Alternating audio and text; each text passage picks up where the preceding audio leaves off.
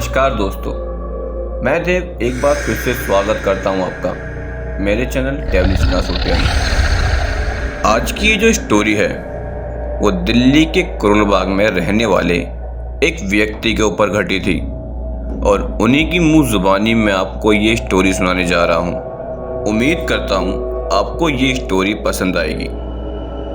मेरा नाम दालचंद है। मैं दिल्ली के करोल बाग में रहता हूँ अपने माता पिता के साथ। एक दिन मैं अपनी माँ से कहता हूँ, माँ आज मैं पुराना किला जा रहा हूँ घूमने के लिए, तो शाम को शायद मैं लेट हो जाऊँगा। माँ मुझसे कहती है, बेटा संभल के जाना और अपना ध्यान रखना और जल्दी आ जाना।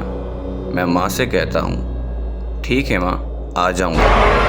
और ये बोलकर मैं अपने घर से निकल जाता हूँ। हमारे घर के पास एक बस स्टॉप था। वहाँ से मैंने एक बस पकड़ी और चल पड़ा पुराना किले की तरफ। अब कुछ ही देर में मैं वहाँ पहुँच चुका था। मैंने वहाँ से कुछ खाने का सामान लिया और मैं वहाँ आराम से घूम रहा था। मुझे काफ़ी मज़ा आ रहा था। अचानक से मेरी नज़र एक दरार की तरफ पड़ती है जो दूर से दिखने में दरार थी, मगर जब मैंने पास जाके देखा तो वो दरार तो बिल्कुल नहीं लग रही थी, मानो उसके अंदर भी जाने का रास्ता हो। और मैं उसके अंदर जाकर देखना चाहता था कि आखिर अंदर क्या है, और यही मेरी सबसे बड़ी गलती थी।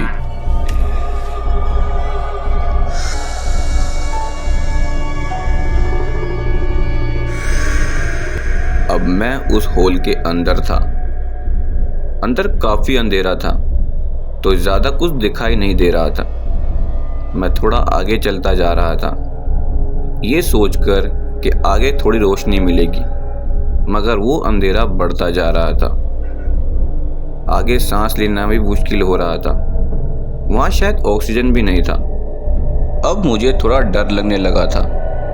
मैं सोच रहा था क्यों ना यहाँ से वापसी बाहर निकल जाऊँ। मैं जैसे ही पीछे मुड़ा, अचानक से मेरा सर घूमने लगा और मैं वहीं बेहोश हो गया। अब मेरे साथ कुछ ऐसा होने वाला था जिसकी आप कल्पना भी नहीं कर सकते। कुछ देर बाद मेरी आंख खुलती है और मैं ये देखता हूँ कि मैं उस गुफा से बाहर निकल चुका था। पर कैसे? मैं ये सोच ही रहा था कि अचानक मेरे सर में काफ़ी तेज दर्द होना शुरू हो जाता है। वो दर्द इस तरह हो रहा था मानो मेरा सर अभी फटेगा। मुझे कुछ समझ नहीं आ रहा था कि ये तो वो जगह है ही नहीं जहाँ मैं घूमने आया था। तो आखिर मैं कहाँ आ गया था? बस यहीं रास्ते से जाते हुए एक बुजुर्ग से मैं पूछता हूँ कि बाबा, ये मैं कहाँ हूँ? ये कौन सी जगह है? बाबा थोड़ा हिचकिचाते हुए बोलते हैं, क्यों, तुम्हें कुछ नहीं पता कि ये आगरा है? मैं चौंकते हुए कहता हूँ, आगरा? पर मैं तो अपने घर से पुराना किला घूमने के लिए निकला था, तो मैं आगरा कैसे पहुंच गया? मेरे कुछ समझ नहीं आ रहा था कि आखिर ये मेरे साथ हो क्या रहा है। इससे पहले मैं कुछ समझ पाता, वो बाबा मेरे पास आते हैं और मुझे कहते हैं, बेटा कहाँ रहते हो तुम? आखिर कहाँ है तुम्हारा घर? मैं उन्हें सब कुछ बताता हूँ। वो बाबा काफ़ी भले थे। मुझे कुछ पैसे देते हैं और कहते हैं, ये लो, और यहाँ से तुम्हें बस मिलेगी और अपने घर चले जाओ। मैं वहाँ से एक बस पकड़ता हूँ और कुछ ही घंटों में मैं वहाँ से दिल्ली और दिल्ली से करोल बाग अपने घर पहुँच जाता हूँ। रात के करीब यही 10 बजे होंगे। मैं अपने घर का दरवाज़ा लॉक करता हूँ। मेरी माँ दरवाज़ा खोलती है और वो मुझे देखकर चौंक जाती है और मुझे अपने गले से लगा लेती है। कुछ ही देर में मेरे पिताजी भी आ जाते हैं और वो मुझे देख के रोने लगते हैं और मुझसे रोते हुए मेरी माँ बोलती है कि तुम्हें हमारी जरा सी भी फिक्र है कि तुम कहाँ थे? 1 महीना हो गया और अब तुम अपनी शक्ल दिखा रहे हो। कहाँ थे तुम? मैं अपने माँ और पिताजी से अपने साथ घटी सारी घटनाएं बता देता हूँ।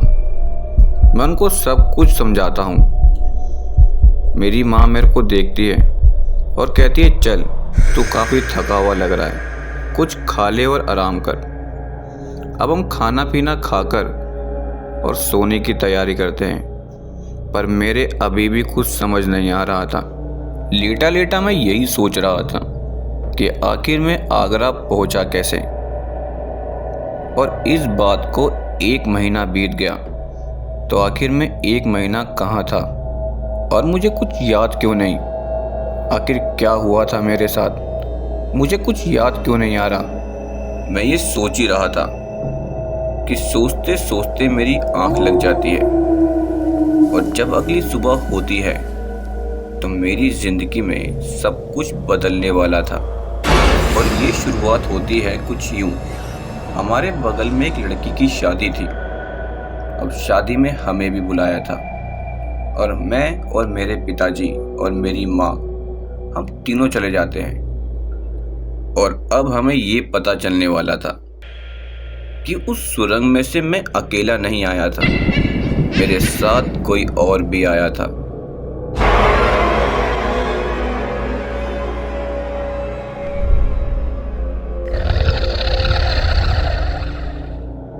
फिर अचानक से मेरे साथ कुछ होने लगा। मेरे हाथ पैर कँपा रहे थे, मानो मेरा शरीर मेरे काबू में नहीं था। और मैं जाके रुकता हूँ सीधा एक मिठाई के कमरे के पास, जहाँ ढेर सारी मिठाइयाँ थी।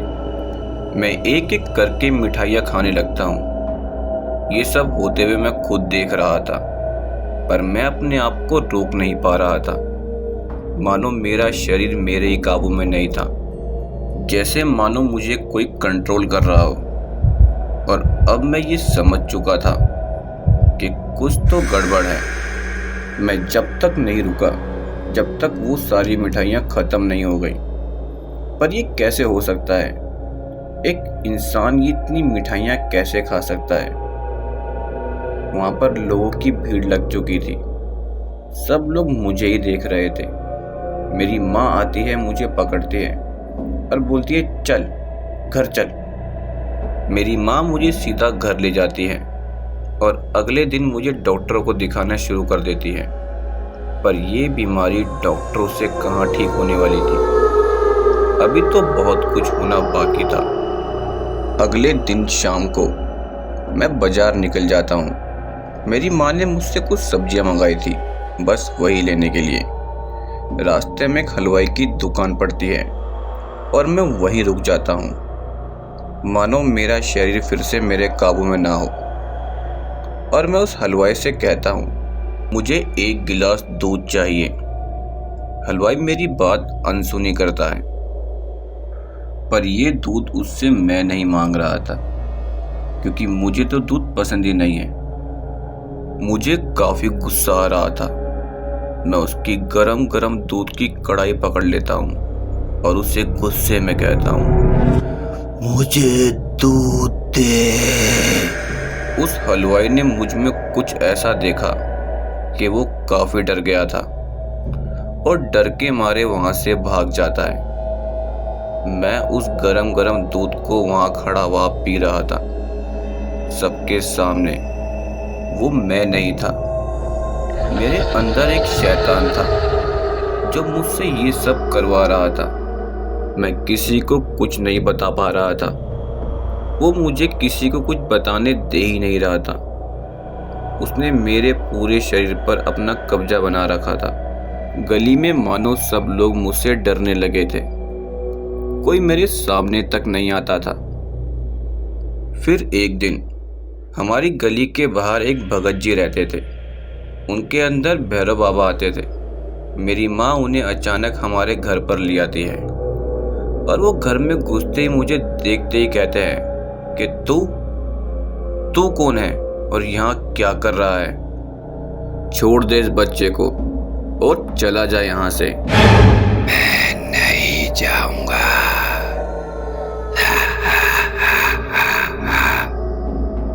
ये सिर्फ मेरा है, मैं नहीं जाऊंगा। ये सुनकर मेरी माँ काफ़ी डर जाती है और वो भगत जी के आगे हाथ जोड़कर कहती है कि मेरे बेटे को बचा लीजिए। और ये झाड़ फूक काफ़ी देर तक चलती है। भगत जी उस जिन को मेरे शरीर से निकाल देते हैं और मुझे ताबीज़ पहनाते हैं और कहते हैं कि कम से कम 1.25 साल से पहले इस ताबीज को अपने से दूर मत करना, वरना उसका आने का खतरा फिर रहेगा। आज इस बात को काफ़ी साल बीत चुके हैं, मेरी शादी हो चुकी है, मगर मैंने उस ताबीज को अपने से दूर नहीं किया है। वो आज भी मेरे गले में है। आज भी इस बात को सोच के मैं डर जाता हूँ कि 1 महीना उस सुरंग के अंदर मैं कैसे जिंदा रहा। क्या उस जिन ने मुझे जिंदा रखा? ये सवाल आज भी ऐसा का ऐसा ही है। दोस्तों, अगर आपको मेरी ये वाली वीडियो अच्छी लगे तो वीडियो को लाइक करके शेयर कर देना और कमेंट करके मुझे अपनी राय ज़रूर बताना। और जो लोग चैनल पर नए हैं वो चैनल सब्सक्राइब करके बेल आइकन बटन दबा देना। मिलता हूँ आपसे और ऐसी डरावनी सच्ची घटनाओं के साथ। तब तक के लिए धन्यवाद।